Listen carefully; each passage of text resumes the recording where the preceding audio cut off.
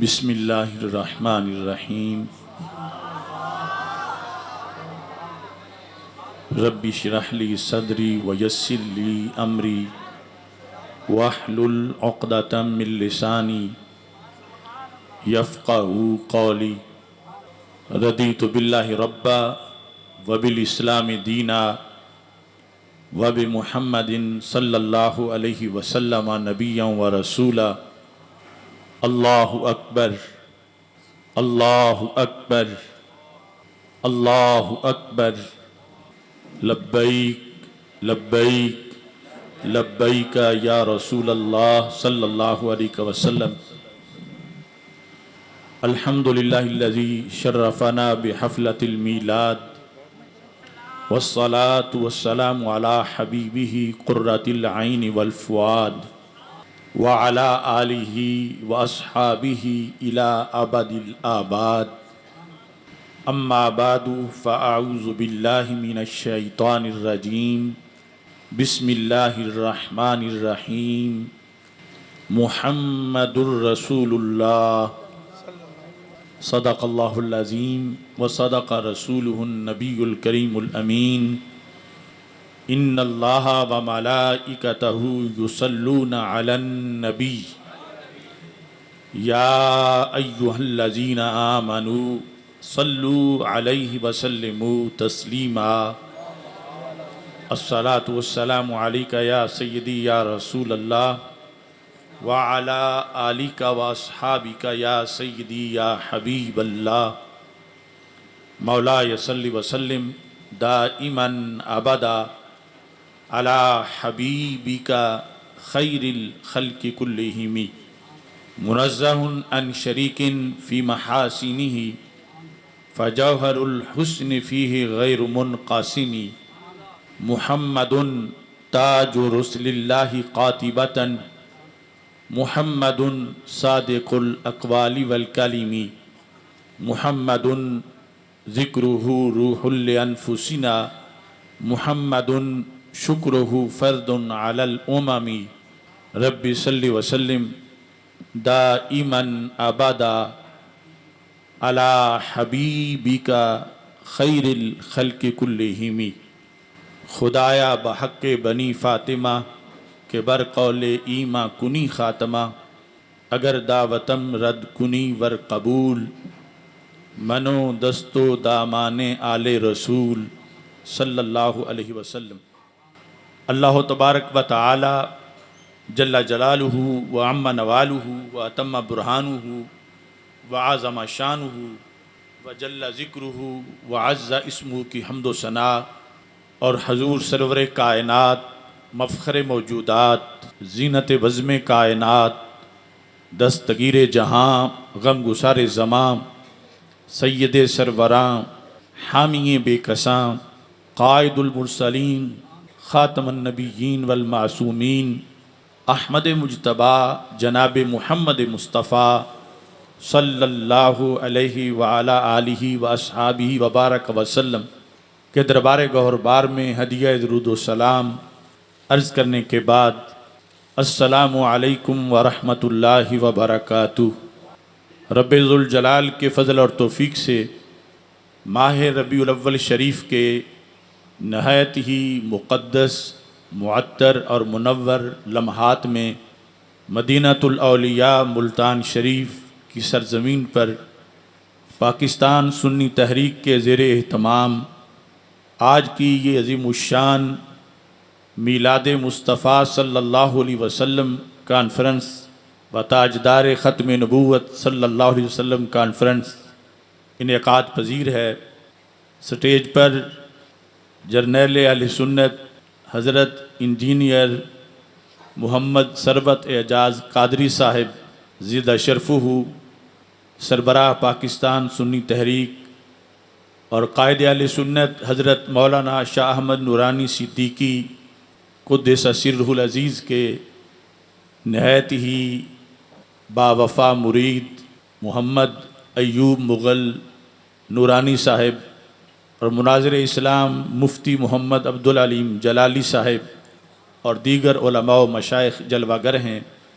میری دعا ہے خالق کائنات جل جلالہ ہم سب کی اس کاوش کو اپنے دربار میں قبول فرمائے اور ماہ مدینہ سرور قلب و سینہ حضرت محمد مصطفیٰ صلی اللہ علیہ وسلم اس مجمع پر اپنی خصوصی نظر رحمت فرمائیں۔ 7 ستمبر 1974 کو علماء اہل سنت اور بالخصوص قائد اہل سنت حضرت مولانا شاہ احمد نورانی صدیقی قدس سر العزیز کی کاوشوں سے پاکستان کی پارلیمنٹ کے ماتھے پر ایک جھومر سجایا گیا، ختم نبوت کا جھنڈا بلند کرتے ہوئے قادیانیوں کو غیر مسلم اقلیت قرار دیا گیا۔ اس سلسلہ میں آج کا یہ اجتماع گولڈن جوبلی میں نبوت کے لحاظ سے بھی منعقد کیا جا رہا ہے۔ اس سلسلہ میں شروع سے لے کر آخر تک اور آج بھی قائدین اہل سنت اور علماء اہل سنت کی کاوشیں ہیں۔ میں کہتا ہوں ہمیں ہے جان سے پیارا نشاں ختم نبوت کا، اٹھو گھر گھر میں پہنچا دو بیاں ختم نبوت کا۔ ملائک کی جماعتیں روز و شب وہاں پہ اترتی ہیں، ذکر جاری ہمیشہ ہے جہاں ختم نبوت کا۔ یہ نعرہ ہے ابو بکر و عمر عثمان و حیدر کا، کرو اپنے لہو سے بھی دہاں ختم نبوت کا۔ مٹانے کو زمانے سے کفر ہر قادیانی کا، اٹھا لاؤ یمامہ سے سنا ختم نبوت کا۔ دبانے کو زمانے میں گلا ہر قادیانی کا، لگائے نعرہ ہر پیر و جواں ختم نبوت کا۔ انوکھی شان اس فن میں کیا مہر علی کی ہے، کیا جس نے عقیدت سے بیاں ختم نبوت کا۔ دیا ختم نبوت پہ رضا کے علم نے پہرا، بنا ان کا قلم بھی ترجمہ ختم نبوت کا۔ بنا کلک رضا ہر اس کمینے کے لیے خنجر، ہے جس نے بھی کیا کوئی زیاں ختم نبوت کا۔ خدایا شاہ نورانی کی قبر پہ رحمتیں برسیں، خدایا شاہ نورانی کی قبر پہ رحمتیں برسیں، بنایا جس نے پورا کارواں ختم نبوت کا۔ خدا بندہ مدینے کے چمکتے چاند کا صدقہ، بنا دے اپنے آصف کو حساں ختم نبوت کا۔ چونکہ ہمارے آقا سید المرسلین حضرت محمد مصطفیٰ صلی اللہ علیہ وسلم سارے رسولوں کے سردار ہیں، اللہ تعالیٰ نے آپ کو ان گنت اوصاف عطا فرمائے ہیں۔ بریلی کے تاجدار فرماتے ہیں تیرے تو وصف عیب تناہی سے ہیں بری، حیراں ہوں میرے شاہ کیا کیا کہوں تجھے۔ یہ ہم اہل سنت و جماعت کی خوش بختی ہے کہ رب ذوالجلال نے ہمیں ان سارے اوصاف کو ماننے کی سعادت عطا فرمائی ہے۔ پھر دنیا میں معاذ اللہ بدبخت لوگ، کوئی کسی وصف کا منکر ہے، کوئی کسی وصف کا منکر ہے۔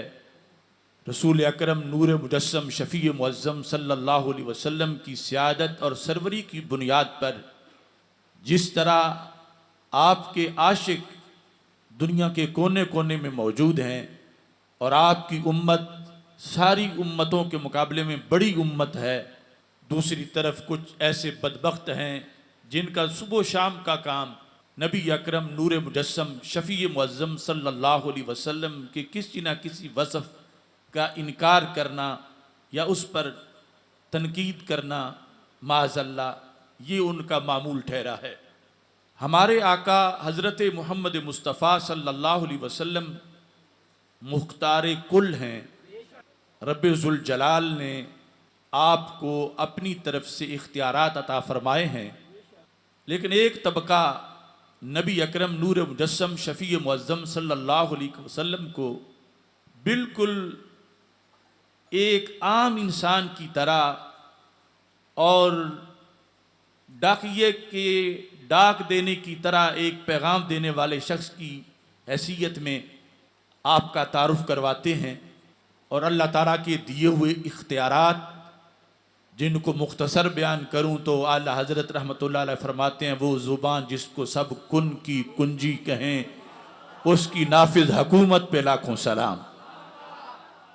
یہ پاکستان میں باہر سے ایک فتنے کو دعوت دی جا رہی ہے جس کے موضوعات نبی اکرم نور مجسم شفیع معظم صلی اللہ علیہ وسلم کے کئی اوصاف و کمالات کے معاذ اللہ انکار پر مشتمل ہیں۔ اسی لیے ہم نے اس کے لحاظ سے یہ دعوت دی کہ یا تو شخص کو پاکستان آنے سے روکا جائے یا پھر جمہور امت سے ہٹ کر جو اس نے مسئلے اور نظریات گڑھے ہوئے ہیں ان پر وہ میرے ساتھ مناظرہ کرے۔ میری طرف سے ایک پوسٹ پر ان سب کی دم کو آگ لگی ہوئی ہے اور ہر سوراخ اور بل سے جو کیڑا مکوڑا باہر نکلتا ہے وہ مجھے پھر چیلنج کر رہا ہے۔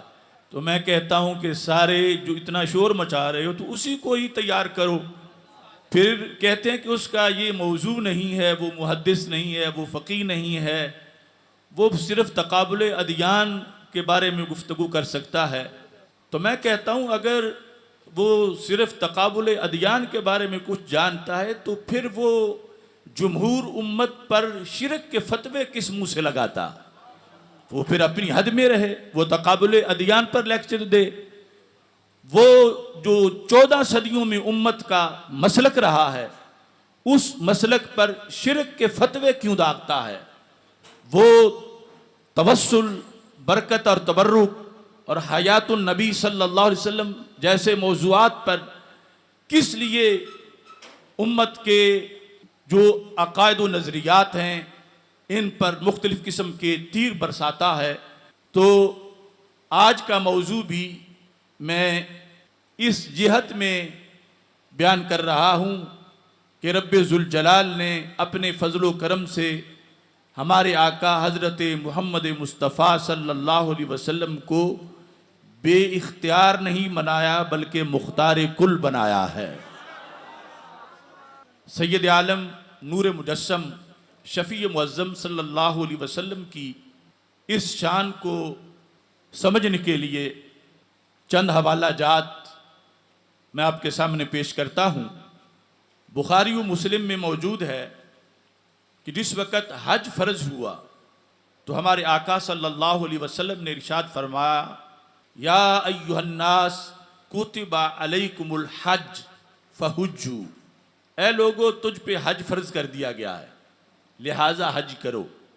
تو ایک صحابی ہیں جن کا نام ہے حضرت اقرا بن حابس رضی اللہ تعالی عنہ، وہ رسول پاک صلی اللہ علیہ وسلم کے قریب آئے اور کان کے قریب آ کے دائیں طرف سے سوال کیا تفصیل کے بارے میں، العامنا ھذا ام للابد، کہ صاحب استطاعت پر صرف اس سال حج فرض ہوا ہے یا ہمیشہ کے لیے فرض ہو گیا ہے؟ رسول اکرم صلی اللہ علیہ وسلم یہ سن کے خاموش رہے۔ دوسری روایت میں ہے اکل عامن یا رسول اللہ صلی اللہ علیہ وسلم، کیا ہر سال حج فرض ہے؟ جب نبی اکرم صلی اللہ علیہ وسلم خاموش رہے تو صحابی دوسری طرف سے آئے اور پھر یہی سوال دہرایا العامنا ھذا ام للابد، تو نبی اکرم صلی اللہ علیہ وسلم پھر بھی خاموش رہے۔ تیسری مرتبہ پھر صحابی نے سوال کیا تو ہمارے آقا صلی اللہ علیہ وسلم بول پڑے۔ قربان جائیں، بولیں تو پھر بھی رحمت کے لیے بولتے ہیں، چپ کریں تو پھر بھی رحمت کے لیے چپ کرتے ہیں۔ ان کی ہر ادا رحمت ہے، اس لیے کہتے مصطفیٰ جانے رحمت پہ لاکھوں سلام، یعنی وہ رحمت ہی رحمت ہیں۔ امتی کو اگر جھڑکی دیں تو وہ جھڑکی بھی رحمت ہے۔ ای المؤمنین آذیتہ شتمتہ اور جلدتہ فاجعلھا لہ صلاۃ و زکاۃ و قربہ تقربہ بہا الیک یوم القیامہ۔ بخاری شریف میں ہے رب ذوالجلال سے دعا کی، اے اللہ مومنین میں سے جس کو میں نے جھڑکی دی ہو، جس کو میں نے مارا ہو، میری وہ جھڑکی، میرا اس کو ڈانٹنا حالانکہ اس کی کسی غلطی کی وجہ سے ہے، لیکن چونکہ تو نے مجھے رحمت بنایا ہے تو میری جھڑکی اس کی نماز بنا دے۔ فَاجْعَلْهَا لَهُ صَلَاةً وَزَكَاةً وَقُرْبًا، نماز بھی بنا دے، زکوٰۃ بھی بنا دے، قربت بھی بنا دے۔ ہم نماز پڑھتے ہیں تو نماز ہوتی ہے لیکن وہ زکوٰۃ نہیں ہوتی، زکوٰۃ دیں تو زکوٰۃ ہوتی ہے لیکن وہ روزہ نہیں ہوتا، روزہ رکھیں تو وہ روزہ ہے، وہ حج نہیں ہوتا۔ ادھر کمال یہ ہے کہ جھڑکی ایک ہے اور وہ ایک جھڑکی نماز بھی ہے، زکوٰۃ بھی ہے اور قربت بھی ہے۔ قربتاً، کیسی قربت؟ تقربہ بہا الیک یوم القیامہ، میرے مولا اس جھڑکی کی بنیاد پر تو نے میرے اس غلام کو قیامت کے دن اپنے قرب میں مقام عطا فرمانا ہے۔ تو جن کی جھڑکی سے اتنے رحمت کے بادل چھا جائیں، ان کی مسکراہٹ کا عالم کیا ہوگا؟ تو بولیں تو پھر بھی رحمت کے کرم چھائیں، رحمت کے بادل چھائیں، اور چپ ہیں تو اس کے اندر بھی ڈھونڈا تو رحمت ہی رحمت نکلی۔ آپ نے فرمایا اقرا تم پوچھتے ہو اور میں چپ ہوں، میں چپ اس لیے ہوں، لو قلت نعم، اگر صرف میں نے ایک لفظ بول دیا نعم جس کا معنی ہے ہاں، تو کیا ہوگا؟ لواجبت، پھر ہر سال ہی فرض ہو جائے گا۔ ولا مستطعتم، لیکن پھر تم میں استطاعت نہیں ہوگی ہر سال آنے کی۔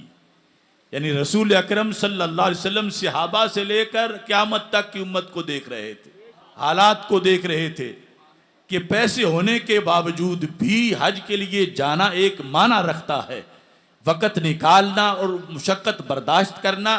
فرمایا مجھے تو زبان ہلانے میں کوئی مشقت نہیں ہے، میں صرف نام کہہ دوں گا، مگر میری امت کو قیامت تک نبھانا پڑے گا۔ تو یہ میرے رب نے مجھے اختیار دیا ہوا ہے، چاہوں تو قیامت تک فرض کر دوں ہر ایک پر، اور چاہوں تو زندگی میں ایک بار فرض کروں۔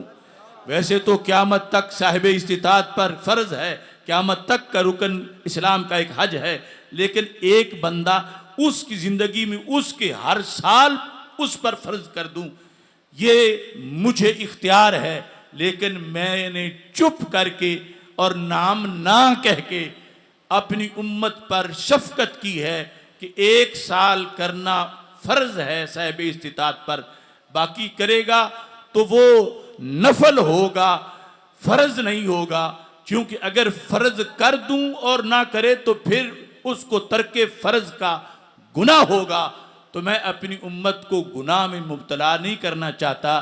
اس واسطے اے اقرا بن حابس، میں تمہارے پوچھنے پر نام نہیں کہہ رہا، خاموش رہ کے بھی تم پہ ابر کرم برسا رہا۔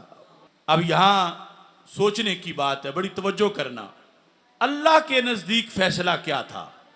چونکہ رسول اکرم صلی اللہ علیہ وسلم اللہ تعالیٰ کا پیغام جو اللہ کی طرف سے حکم آتا ہے وہ لوگوں تک پہنچاتے ہیں، اور اس میں معاذ اللہ کوئی کمی واقع نہیں ہونے دیتے، پورے کا پورا پہنچاتے ہیں۔ تو اب حج کا فیصلہ اللہ کی طرف سے کیا تھا؟ کیا یہ تھا کہ ہر صاحب استطاعت بندہ ہر سال حج فرض کرے؟ اگر یہ فیصلہ اللہ کا تھا تو پھر سرکار کو چاہیے تھا کہ پورا پہنچاتے، کہ ہر بندہ جو صاحب استطاعت ہے ہر سال حج کرے، اور یہ نہ فرماتے لو قلت نعم، اگر میں نام کہتا تو پھر فرض ہوتا، پھر تو اللہ کے فرض کرنے پر ہی فرض تھا، اور سرکار آگے ضرور پہنچا دیتے۔ اور اگر اللہ کے نزدیک یہ فیصلہ تھا کہ زندگی میں صاحب استطاعت پر ایک سال فرض کرنا ہے، تو پھر سرکار دو عالم صلی اللہ علیہ وسلم یہ کیوں فرماتے ہیں اگر میں ہاں کہہ دوں تو ہر سال فرض ہو جائے گا؟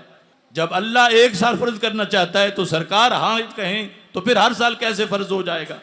تو اس کا جواب صرف اہل سنت کے پاس ہے، وہ یہ ہے کہ اللہ نے محبوب کو اختیار دے دیا، میرے محبوب مرضی ہے تو زندگی میں ایک بار فرض کر لو، مرضی ہے تو زندگی میں ہر سال فرض کر دو۔ وہ زبان جس کو سب کن کی کنجی کہیں، اس کی نافذ حکومت پہ لاکھوں سلام۔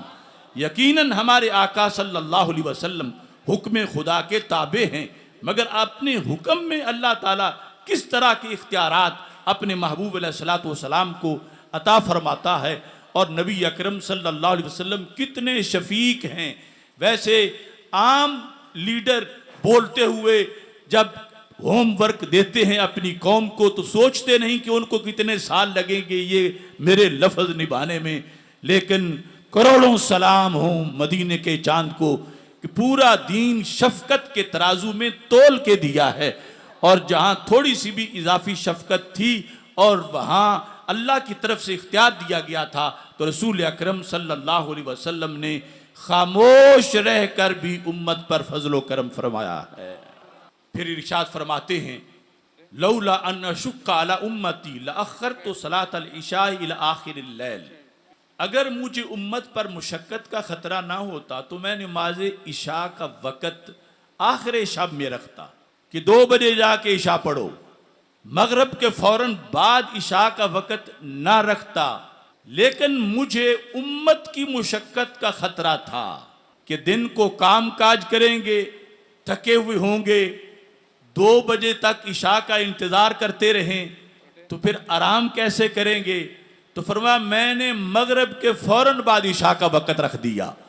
تو یہاں بھی اللہ نے محبوب کو اختیار دے دیا کہ مرضی ہے تو مغرب کے فوراً بعد رکھ لو، مرضی ہے تو مؤخر کر لو، اور سرکار کی محبت یہ ہے، فرمایا مجھے امت کی مشقت پیش نظر تھی تو میں نے پھر مؤخر ٹائم نہیں کیا، حالانکہ پسند مجھے وہ تھا، میں نے مغرب کے فوراً بعد ہی عشاء کا وقت رکھ دیا ہے۔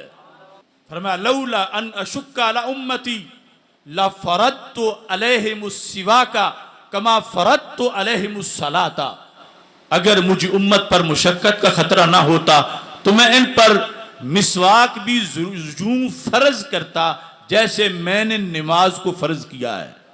تو پھر فرمایا مشقت کا خطرہ تھا تو میں نے نماز کو فرض کر دیا اور مسواک کی فضیلت بیان کر دی، الصلاۃ بسواک خیر من 70 صلاۃ بغیر سواک، کہ وہ نماز جو مسواک کر کے پڑھی جائے، جو مسواک کے بغیر پڑھی جائے وہ کم درجے میں ہوتی ہے، اور جو مسواک کر کے پڑھی جائے وہ ان 70 نمازوں سے بہتر ہے جو مسواک کے بغیر پڑھی گئی ہیں۔ فضیلت بیان کر دی، فرض واجب نہیں کیا، کیونکہ کسی وقت بھی ہو سکتا ہے سفر میں یا انسان کے پاس مسواک اسے میسر نہ ہو تو پھر ترک واجب یا ترک فرض پر گنہگار ہوگا۔ تو رسول اکرم صلی اللہ علیہ وسلم نے مشقت کو پیش نظر رکھتے ہوئے یہ فیصلے کیے، اور یہ تب فیصلے کیے کہ اللہ کی طرف سے اختیار تھا کہ مرضی تمہاری ہے، امت تمہاری ہے، محبوب چاہو تو نماز کی طرح مسواک کو بھی فرض کر دو، چاہو تو نماز تو فرض کر دو اور مسواک کو مستحب قرار دے دو، سنت قرار دے دو۔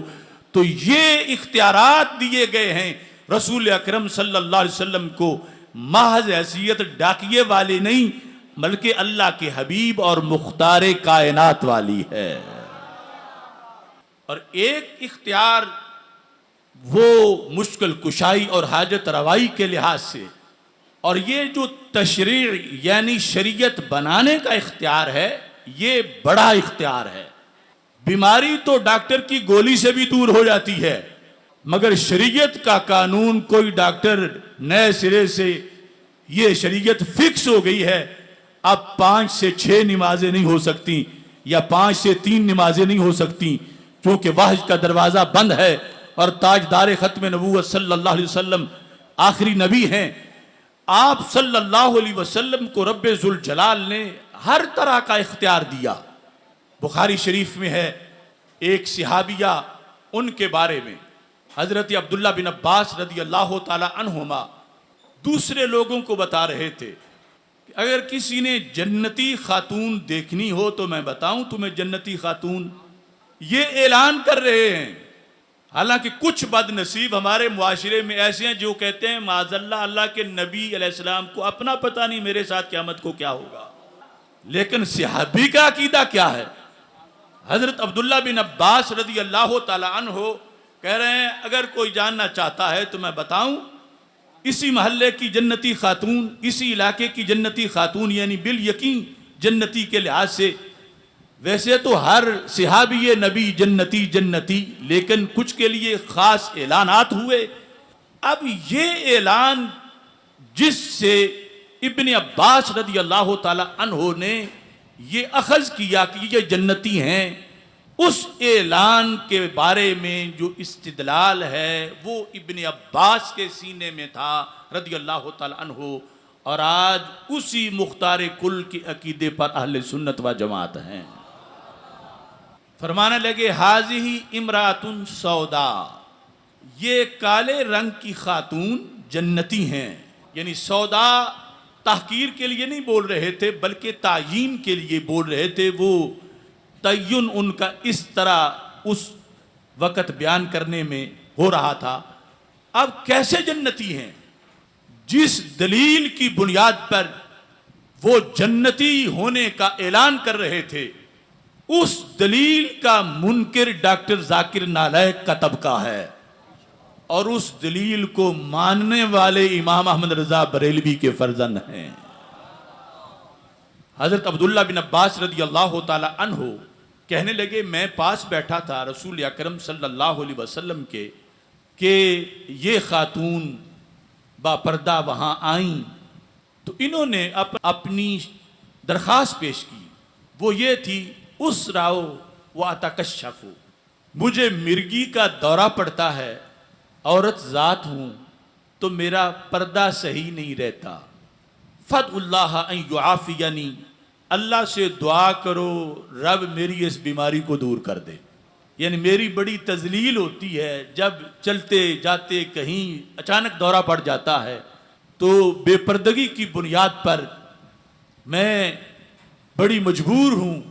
وہ رسول اکرم نور مجسم شفیع معظم صلی اللہ علیہ وسلم کے پاس اپنا معین ایک مسئلہ لے کر آئیں کہ دعا کرو کہ میری بیماری دور ہو جائے. جب انہوں نے اپنی درخواست پیش کی تو رسول اکرم صلی اللہ علیہ وسلم نے آگے سے جواب دیا یہاں صرف بیماریاں ہی دور نہیں ہوتی اور بھی بہت کچھ ملتا ہے.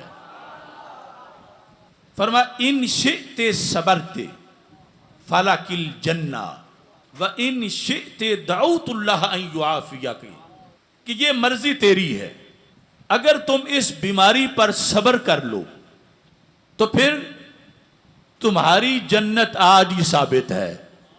یعنی تمہاری جنت کا فیصلہ قیامت کو نہیں، آج ہی ہو گیا. تم جنتی ہو اگر تم بیماری پہ صبر کر لو، اور اگر بیماری پہ صبر نہیں کر سکتی تو میں اللہ سے دعا کرتا ہوں بیماری دور ہو جائے گی.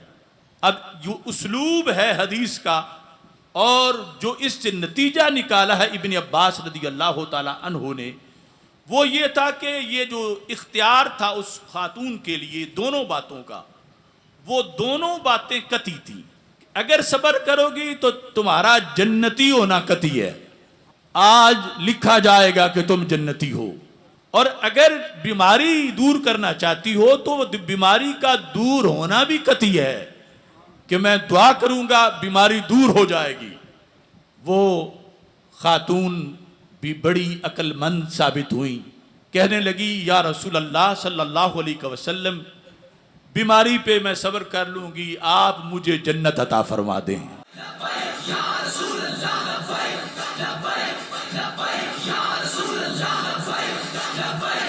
اب دیکھیے بات صرف اتنی ہے بخاری شریف میں، آگے پھر یعنی اس نے جو اب کہا نا اصبرو، بیماری پہ میں صبر کرتی ہوں، اس کے بعد سرکار نے دوبارہ نہیں فرمایا کہ پھر میں نے جنت دے دی یا پھر تو جنتی ہے. ابن عباس نے پہلے لفظوں سے اخذ کیا کہ جب سرکار نے آتے ہی اس کو فرما دیا ہے صبر کرو تو جنت مل جائے گی اور ورنہ میں دعا کروں گا بیماری دور ہو جائے گی، تو رسول اکرم نور مجسم شفیع معظم کے کہنے پر جنت کا مل جانا، یہ عقیدہ آج ملے گا تو سنی کے سینے میں ملے گا. ورنہ دوسرے تو یہ تقریریں کر رہے ہیں کہ کنفرم سیٹیں بھی اس دن کینسل ہو جائیں گی، فیصلے اس دن ہوں گے، کوئی دے نہیں سکتا، کوئی کچھ کر نہیں سکتا. لیکن عبداللہ بن عباس رضی اللہ تعالی عنہم جیسے صحابہ کا یہ عقیدہ ہے کہ بھرے بازار میں اعلان کر رہے ہیں اگر کسی نے جنتی خاتون کو دیکھنا ہے کہ جس کو جنت کی سند مل چکی ہے تو میں بتاتا ہوں یہ جس دلیل سے انہوں نے اس کو جنتی قرار دیا وہ استدلال بنیاد ہے اس مسلک کا جو شاہ رکن عالم کا مسلک ہے، جو بہاؤالدین زکریا ملتانی کا مسلک ہے، جو داتا گنج بخش کا مسلک ہے، جو بابا فرید کا مسلک ہے، اور جو امام احمد رضا بریلوی کا مسلک ہے. رسول اکرم نور مجسم شفیع معظم صلی اللہ علیہ وسلم کی زبان ہلے اور فیصلے ہوں اور آپ کے دست مبارک سے شفا ملے، مشکلیں حل ہوں، یہ تو بہت واضح ہے. صحابہ کرام رضی اللہ تعالی عنہم کا تو یہاں تک عقیدہ تھا کہ اگر کوئی کپڑا رسول اکرم صلی اللہ علیہ وسلم کے پیکرے پر نور سے لگ جائے وہ کپڑا بھی قبر کی مشکلوں کو دور کر دیتا ہے. بخاری شریف میں 4 بار یہ حدیث آئی ہے کہ رسول اکرم نور مجسم شفیع معظم صلی اللہ علیہ وسلم تشریف فرما تھے. ایک باپردہ خاتون آئیں اور ان کے پاس چادر تھی. کہنے لگیں یا رسول اللہ صلی اللہ علیہ وسلم نسجتھا بیدی، یہ کپڑا میں نے اپنے ہاتھ سے تیار کیا ہے. تیار کرتے ہوئے میری نیت تھی، میرا شوق تھا کہ اپنے رسول صلی اللہ علیہ وسلم کو یہ تحفہ پیش کروں گی. یہ تحفہ لے کے میں آ گئی ہوں. تو رسول اکرم نور مجسم شفیع معظم صلی اللہ علیہ وسلم نے وہ چادر قبول کر لی اور اتنی قبول کی کہ فوراً اوپر اوڑھ لی، اور جو ہی اوڑھتے گئے تو چادر کا ریٹ بڑھ گیا. مجمع میں ایک صحابی کہنے لگے اقصنیہا یا رسول اللہ ما احسن ہذہ، یہ چادر کتنی خوبصورت ہے. فاقصنیہا یا رسول اللہ صلی اللہ علیہ وسلم، یہ چادر آپ مجھے عطا فرما دیں. لب واہ ہیں، آنکھیں بند ہیں، پھیلی ہیں جھولیاں، کتنے مزے کی بھیک تیرے پاک در کی ہے، اور میرے کریم سے گر قطرہ کسی نے مانگا دریا بہا دیے ہیں، دربے بہا دیے ہیں. فوراً چادر اتاری اور اپنے منگتے کو عطا کر دی. جب مجلس برخاست ہوئی رسول اکرم نور مجسم شفیع معظم صلی اللہ علیہ وسلم گھر تشریف لے گئے.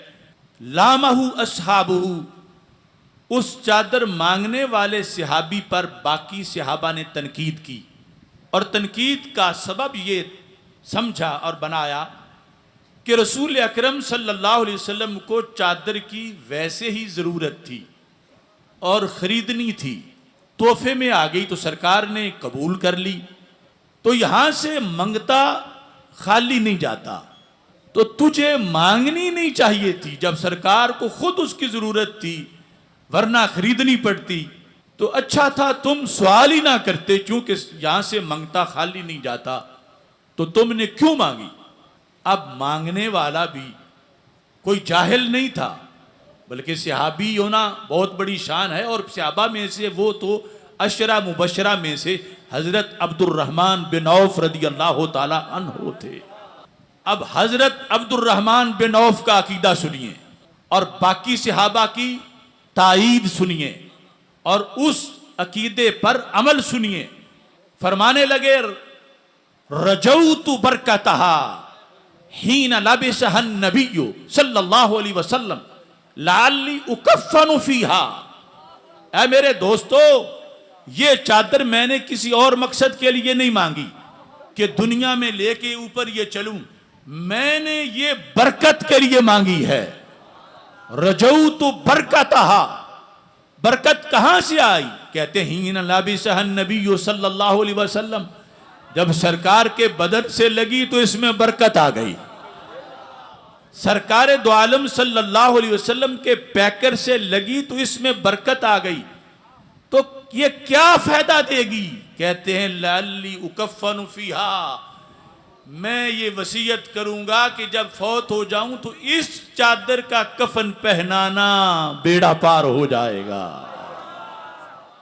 اب یہ جواب جب سنا تو صحابہ سے بڑھ کے توحید پرست کون ہوگا؟ میں ذخیرہ حدیث پر نگاہ رکھتے ہوئے دعویٰ کرتا ہوں کہ کوئی ایک بھی صحابی ایسا نہیں تھا کہ جس نے تنقید کی ہو کہ عبد الرحمن یہ تم شرکیہ باتیں کر رہے ہو، یا یہ توہم پرستی ہے، چادروں کا کیا فائدہ ہو سکتا ہے۔ سارے صحابہ اس جواب پر خاموش ہو گئے اور سب نے تسلیم کر لیا۔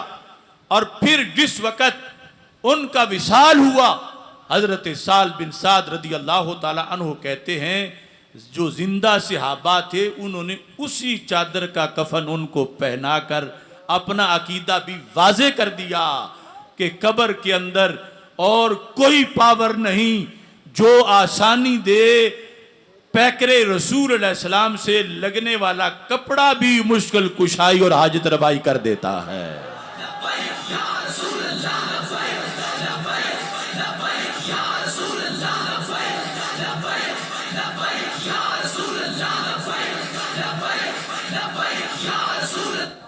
اب دیکھو لوگ کہتے ہیں فلاں کی پہلے جان تھی تو پھر جان نکل گئی، پہلے تو مشکل کشائی تھی پھر مشکل کشائی نہیں۔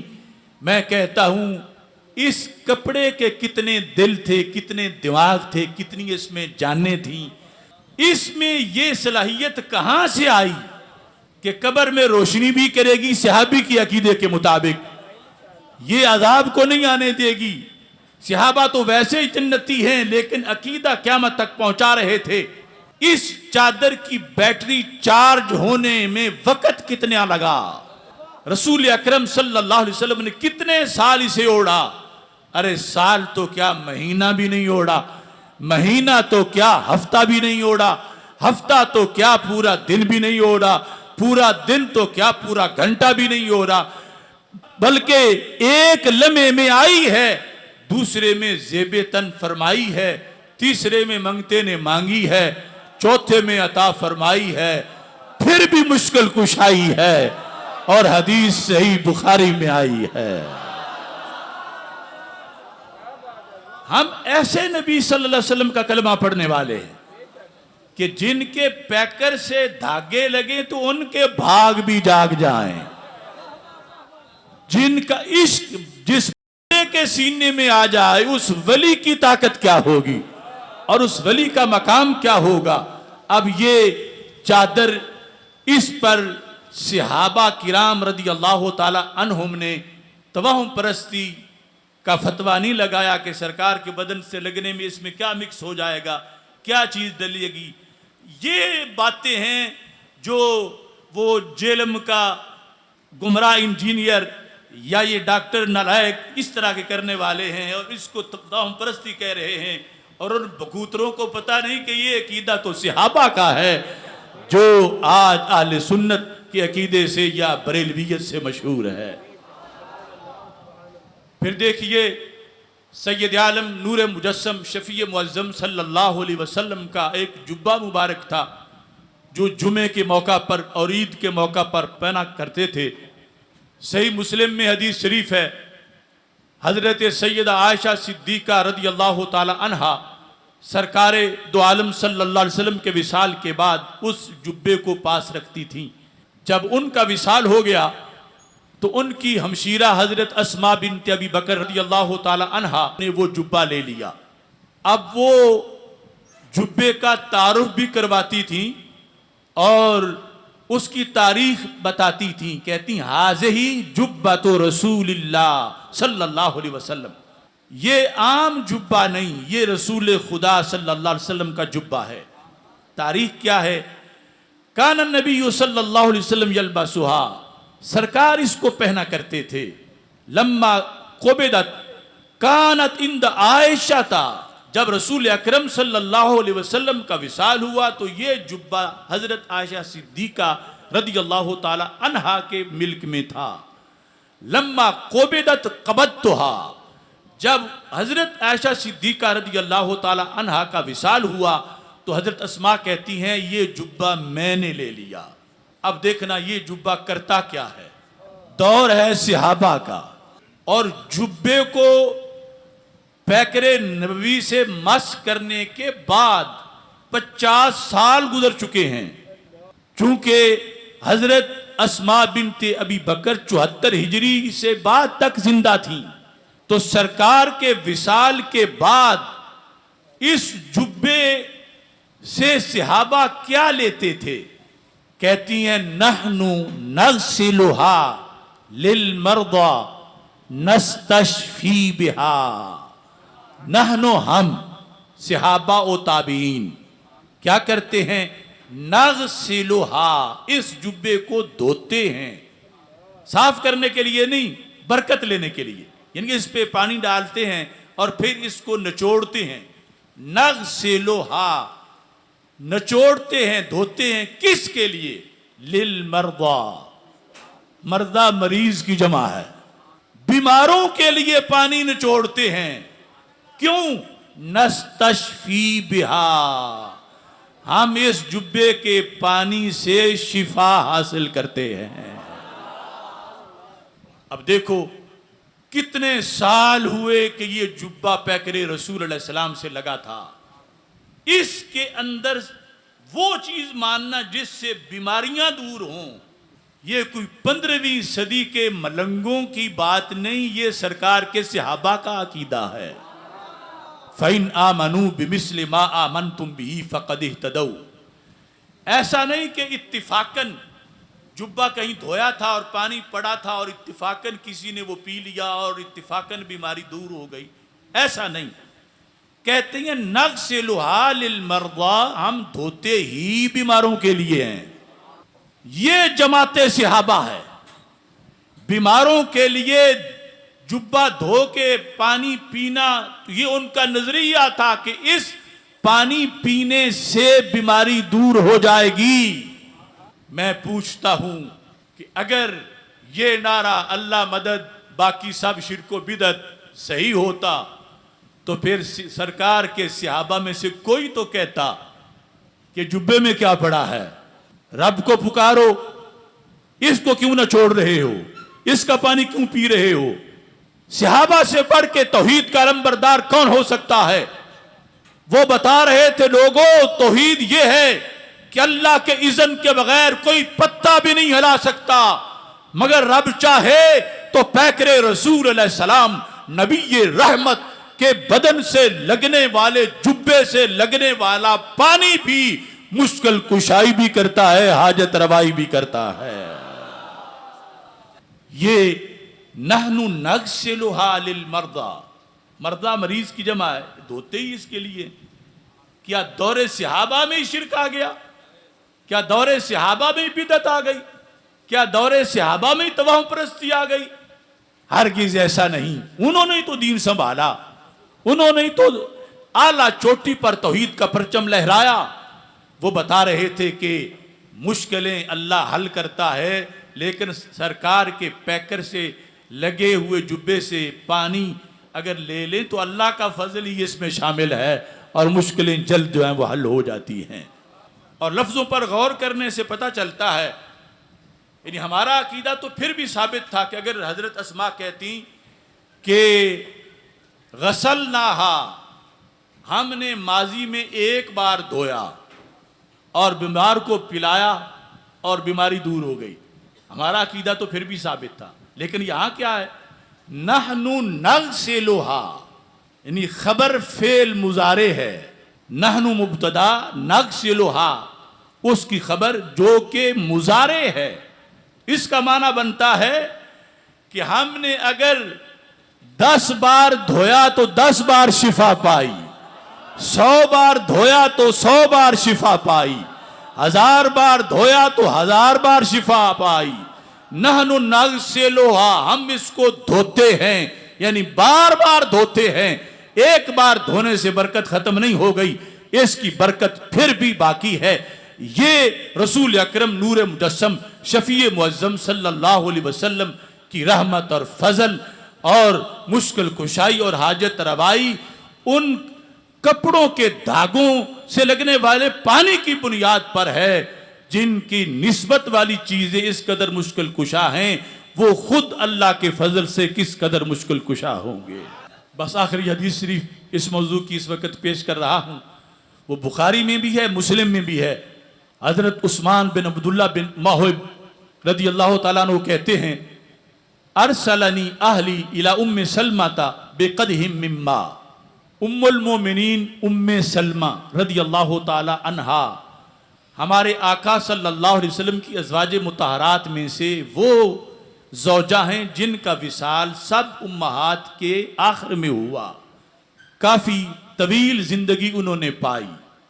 تو صحابہ راوی کہتے ہیں کہ مجھے میرے گھر والوں نے ارسلانی اہلی الی ام سلمہ تھا، مجھے میرے گھر والوں نے حضرت ام المومنین ام سلمہ رضی اللہ تعالی عنہا کے پاس بھیجا۔ کس طرح؟ بقدح من ماء، پانی کا ایک پیالہ دے کر۔ وَكَانَ إِذَا أَصَابَ الْإِنسَانَ عَيْنٌ أَوْ شَيْءٌ بَعَثَ إِلَيْهَا مِخْطَبَةً۔ کہتے ہیں ہمارے صحابہ و تابعین کے زمانے میں یہ رائج تھا کیا کہ جس کو نظر لگتی تھی عینٌ او شیئن، بخار ہوتا تھا، سینے میں درد ہوتا تھا، شیئن ہر بیماری کو شامل ہے کہ جسے کوئی بھی بیماری لگتی تھی تو وہ پانی کا پیالہ لے کر ام المومنین ام سلمہ رضی اللہ تعالی عنہا کے پاس چلا جاتا تھا۔ حضرت ام سلمہ رضی اللہ تعالی عنہا کے پاس کیا علاج تھا ہر بیماری کا؟ جب جاتا تھا کوئی پانی جانے والا تو ان کے پاس رسول اکرم صلی اللہ علیہ وسلم کے منہ مبارک تھے، یعنی پہلے تو وہ چیزیں جو ہیں جدا صرف مس ہوئیں، اور یہ وہ منہ مبارک ہیں جو اگے ہی سرکار کے بدن پہ ہیں، داڑھی شریف اور سر کے منہ مبارک۔ یہ حضرت ام سلمہ رضی اللہ تعالی عنہا کے پاس علاج کی چیز تھی، اور انہوں نے رکھے کہاں تھے؟ یہ بھی بڑی قابل غور بات ہے۔ وَكَانَتْ تُمْسِكُهُ فِي جُلْجُلٍ مِّن فِضَّةٍ، چاندی کی ڈبیا میں انہوں نے سنبھال کے رکھے تھے۔ یعنی آج میلاد کے لیے لائٹنگ کریں یا اچھا اہتمام کریں کہ دنیا کو پتہ چلے کہ یہ کسی عام شخص کی ولادت کا دن نہیں، رسولوں کے سلطان کی ولادت کا دن ہے، تو اس پر اسراف کا فتویٰ لگاتے ہیں۔ تو منہ مبارک سنبھالنا مقصد تھا، وہ رومال میں بھی باندھے جا سکتے تھے، وہ لکڑی کے باکس میں بھی رکھے جا سکتے تھے، چھوٹی سی ڈبیا میں۔ ان کو اس زمانے میں جب کہ کھجوریں کھا کے گٹھلی جیب میں رکھی جاتی تھی کہ کچھ بھی نہیں ملے گا تو گٹھلی منہ میں رکھ کے پانی کا گھونٹ بھریں گے تو کچھ نہ کچھ مٹھاس لگ جائے گی پانی میں تو وقت گزر جائے گا۔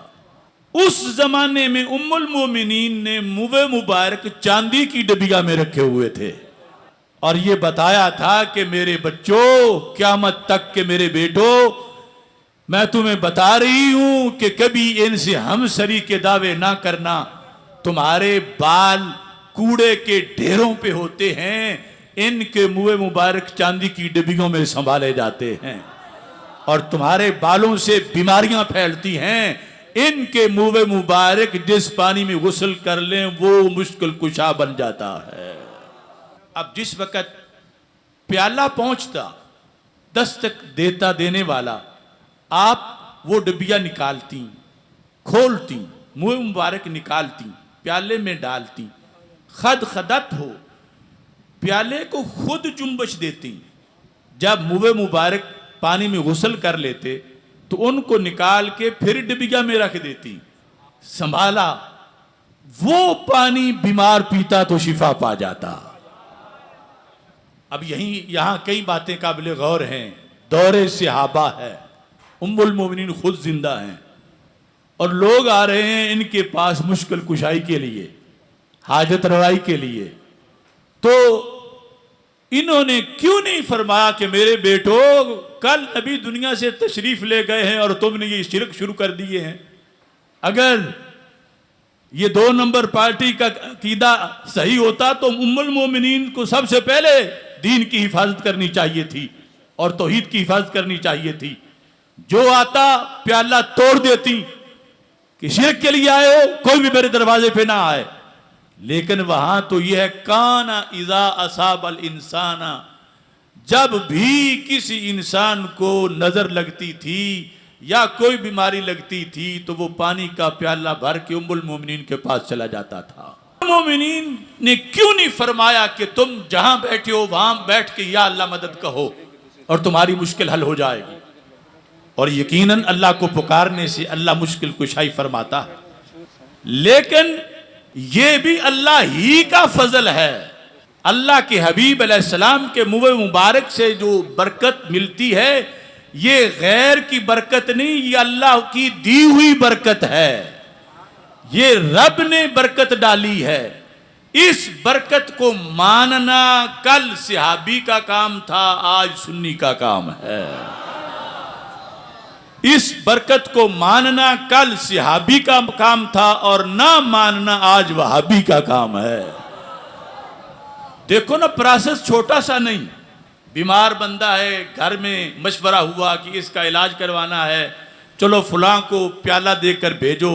پیالہ لیا, پانی بھرا, سفر کیا, ام المؤمنین کے دروازے پہ دستک دی, ان کو اپنی درخواست پیش کی, بیماری بتائی. انہوں نے وہ طبیہ کھولی, منہ مبارک نکالے, پیالے میں ڈالے, پھر نکالے. اب جس وقت وہ پانی صحابی پینے لگا اتنی دیر تک خیال نہ آیا کہ میں شرک کر رہا ہوں, معاذ اللہ. لمبا پروسیس ہے تو پتہ چلا یہ شرک نہیں تھا. یہ ابن عبد الوہاب کا انجینئرڈ فتویٰ ہے شرک کا, جو یہود و نصارہ کے کہنے پر امت پر لگایا گیا. چونکہ وہ ہمارے دین کی وجہ سے ان کے دین منسوخ ہوئے تو انہوں نے کہا کہ ہم تمہیں بھی پھر ایسا کریں گے کہ تمہارے اندر بھی توحید ایسی بیان کریں گے کہ ٹانگے کی سواریاں توحید پر رہ جائیں گی, باقی سب مشرک ہوں گے. ایسی پارٹی بنائیں گے. تو یہ ان کے کہنے پر امت مسلمہ پر شرک کا فتویٰ لگا دیا گیا کہ ہم تو ڈوبے ہیں صنم, تجھے بھی لے ڈوبیں گے. لیکن آج پوری دنیا پر 1.5-2 ارب مسلمان, یہ امت مصطفیٰ صلی اللہ علیہ وسلم کی کثرت ہے. اور سرکار نے فرمایا ارجو ان اکون اکثرہم تابعا, چونکہ قرآن میرا معجزہ ہے تو قیامت کے دن سارے نبیوں کی امتیں ایک طرف ہوں گی, میری اکیلی امت کا مجمع ان سے بڑا ہوگا. اور فرمایا لن یزال امر هذه الامت مستقیما, فرمایا میری امت کا امر ہمیشہ مستقیم رہے گا. ایسا نہیں کہ شہروں کے شہر شرک میں ڈوب جائیں. اگر ایسا ہونا ہوتا تو یہ آخری امت نہ ہوتی, پھر اس کے بعد کوئی اور آتی جو رب مثال دیتا کہ یوں ہوتی ہیں امتیں. یہ امت شرک نہیں ہے, یہ امت توحید ہے. وہ جو پہلی شرک والی تھی انہوں نے تو اپنی کتابیں بیچ دیں, آیات بیچ دیں. اور یہ امت وہ ہے کہ جس نے کتاب بھی بچا کے رکھی ہے, محبوب کا ہر خطاب بھی بچا کے رکھا ہے, قرآن بھی باقی ہے, ایمان بھی باقی ہے. اس واسطے یہ امت توحید ہے. اور جو برکت اور تبرک کا عقیدہ اور توسل اور وسیلے کا عقیدہ اور جو صحابہ کرام رضی اللہ تعالی عنہم کا دیا ہوا عقیدہ, آج بھی یہ امت اس عقیدے کی چمک میں اللہ کے فضل سے موجود ہے. اور آج بھی جس قدر مضبوط عقیدہ توحید ہے اس امت کا, اس کی پوری دنیا میں کوئی مثال نہیں ملتی.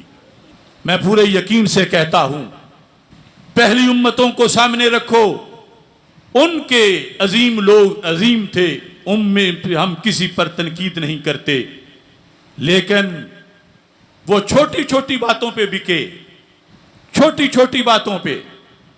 اور میرا یقین ہے علماء فضلاء, علماء و مشائخ یہ تو اپنی جگہ, ملتان شہر کے کسی عام مسلمان کو جو زیادہ مالدار بھی نہ ہو, بہت کمزور ہو مالی طور پر، خدا نخواستہ اسے کوئی بت پرست سیٹھ آ کے کہے تو چل میرے ساتھ، ایک بار میرے بت کو سجدہ کر دے، میں تجھے اس سجدے پر کروڑوں روپے دوں گا۔ پاکستان کا غریب سا مسلمان بھی یہ کہے گا کہ میں یہ پیسے تیرے منہ پہ مارتا ہوں، میں بت کو سجدہ نہیں کروں گا۔ یہ امت توحید ہے۔ اس پر یہ الزام شرک کا، یہ کفر کو خوش کرنے کے لیے ہے۔ جس طرح اقبال نے کہا تھا، جب اسماعیل دہلوی کہنے لگا کہ نماز میں خیال آ جائے تو یوں ہوتا ہے، یوں ہوتا ہے، یوں ہوتا ہے، وہ میں بکواس روایت نہیں کرتا، اقبال نے کہا تھا سطوت توحید قائم جن نمازوں سے ہوئی، وہ نماز ہند میں نظر برمن ہو گئی۔ کہ ایک وقت تھا کہ نمازوں سے اسلام کی دھاک بیٹھی تھی، اور پھر وہ وقت آ گیا کہ دہلی برانڈ توحید میں کہ کہنے لگے نماز میں گائے گدے کا خیال آ جائے تو وہ تو ہو سکتا ہے معاذ اللہ نبی کا خیال نہ آئے، گائے گدے کا آئے گا تو ادب سے نہیں آئے گا، نبی کا آئے گا تو ادب سے آئے گا، اور نماز خدا کی ہو اور ادب نبی کا ہو، یہ ہونا نہیں چاہیے۔ معاذ اللہ اس طرح کی جو نمازیں آئیں جو تعظیم نبی سے خالی ہوئیں، اور ادھر اقبال کہتا ہے شوق تیرا گر نہ ہو میری نماز کا امام، میرا قیام بھی حجاب، میرا سجود بھی حجاب، کہ آپ کا عشق امامت کرواتا ہے تو میں پیچھے نماز پڑھ لیتا ہوں۔ تو اس بنیاد پر اہل سنت و جماعت اللہ کا اس بات پہ شکر ادا کیجئے کہ ہزاروں طوفان آئے، ہزاروں فتنے آئے، ہزاروں آفتیں آئیں، یہ اولیاء کرام ہیں، یہ ہمارے علماء ہیں، یہ ہمارے مجددین ہیں، مصلحین ہیں، مشائخ ہیں، امت کے محدثین مفسرین ہیں، کہ جن کی برکت سے ہمارے ایمان محفوظ ہیں۔ اب ہم پر ہے کہ ہم اگلی نسلوں کے ایمانوں کی حفاظت کے لیے اپنے بچوں کو پڑھائیں، خود یہ سیکھیں اور آگے سکھائیں، اور اپنے آپ کو متحد مضبوط کریں۔ اور آخر میں بھی اپنی طرف سے اس قرارداد کو جو حضرت علامہ نے پیش کی دہرانا چاہتا ہوں۔ قادیانیت سب سے خطرناک ٹولہ ہے اسلام کے خلاف۔ یہود، نصارہ، ہندو ہمارے ان سے بڑے واضح اختلاف ہیں، وہ ہمارے دشمن ہیں، ہمارے دین کے دشمن ہیں، مگر وہ ہمارے کلمے کا دعویٰ نہیں کرتے کہ یہ جو تمہارا کلمہ ہے یہ تمہارا نہیں ہمارا کلمہ۔ سکھ ہم سے ہمارا کلمہ نہیں چھینتے، ہندو ہم سے ہمارا کلمہ نہیں چھینتے، یہودی اور نصارہ ہم سے ہمارا کلمہ نہیں چھینتے، مگر قادیانی جو ہیں ہم سے ہمارا کلمہ چھینتے ہیں۔ ریویو آف ریلیجنز میں یہ لکھا ہے، یہ قادیانیوں کی کتاب ہے، مرزا بشیر محمود کی۔ اس کو کہا گیا کہ جب مرزے کو تم نے نبی بنایا ہوا ہے تو ہر نبی کا کلمہ ہوتا ہے، تو کلمہ بھی بناؤ اس کا۔ تو اس نے کہا ہم کلمہ نیا تب بنائیں جب لا الہ الا اللہ محمد الرسول اللہ ہمارا کلمہ نہ ہو، وہ تو کلمہ ہے ہی ہمارا۔ اب دیکھو ظلم ان کا، ٹریڈ مارک اپنا کوئی کسی کو استعمال نہیں کرنے دیتا، کلمہ کوئی کسی کو کیسے استعمال کرنے دے؟ یہ ہماری غیرت کا مسئلہ ہے۔ لا الہ الا اللہ محمد الرسول اللہ صلی اللہ علیہ وسلم، اس کے بارے میں متعدد حوالے ان کی کتابوں کے دے سکتا ہوں۔ نقل کفر کفر نباشد، وہ کہتے ہیں اس میں جو لفظ محمد الرسول اللہ صلی اللہ علیہ وسلم ہے، اس سے مراد وہ محمد نہیں آمنہ کے لال صلی اللہ علیہ وسلم، وہ دنیا سے چلے گئے اور پھر دوبارہ مرزا قادیانی کی شکل میں آئے۔ اور مرزا قادیانی نے لکھا من فرق بینی و بین المصطفیٰ فما عرفنی وما رعا، کہ جس نے میرے اور حضرت محمد صلی اللہ علیہ وسلم کے درمیان فرق کیا اس نے مجھے پہچانا ہی نہیں۔ سارا وجود وجود ان کا وجود میرا وجود ہو چکا ہے۔ دیکھو جن کے بلال جیسا کوئی نہ ہو تو آمنہ کے لال جیسا کون ہو سکتا ہے؟ اور یہ کمینہ یعنی کتنی بڑی ان کی سازش اور کس قدر ان کا حملہ ہے اسلام پر، اور کتنی ناقابل برداشت بات ہے کہ حضرت محمد مصطفیٰ صلی اللہ علیہ وسلم کا مقدس نام معاذ اللہ معاذ اللہ معاذ اللہ، یہ اس ملعون دجال پہ بول رہے ہیں۔ اور یہ جو اپنی مرکزوں میں کلمہ لکھتے ہیں تو اس معنی میں لکھتے ہیں، اور اس بنیاد پر ہر فرد ان کا گستاخی کا مرتکب ہو رہا ہے، اور ہر وقت ان کا محاسبہ ضروری ہے۔ اور یہ جو مبارک ثانی کیس ہے، کتنی بار اس میں ڈنڈی مارنے کی کوشش کی گئی، اور اب بھی مجھے بہت زیادہ تشویش ہے کہ جو یہ تفصیلی فیصلہ لیٹ کیا جا رہا ہے وہ صرف غلامان مصطفیٰ صلی اللہ علیہ وسلم کو بھلانے کے لیے یہ جھنڈے ہو جائیں کہ مطالبہ منظور ہو گیا، اور پھر نیا فیصلہ لکھا جائے گا تو شکیں جو واپس لی ہوئی ہیں پھر کسی نہ کسی طرح اور لفظوں سے اور طریقے سے داخل کر دی جائیں گی اور اپنا کام پھر نکال لیا جائے گا۔ تو آج کا یہ مدینہ الاولیاء ملتان کا اجتماع مطالبہ کرتا ہے حکومت پاکستان سے کہ نامبارک ثانی کیس کا جو فیصلہ ہے تفصیلی طور پر جلدی طور پر اس کا اعلان کیا جائے، جلدی طور پر جلدی سے جلدی اس فیصلے کو تفصیلی منظر عام پر لایا جائے۔ کیا آپ سب کو یہ قرارداد منظور ہے؟ منظور ہے؟ منظور ہے؟ پھر کہو لبیک لبیک لبیک یا رسول اللہ، لبیک لبیک۔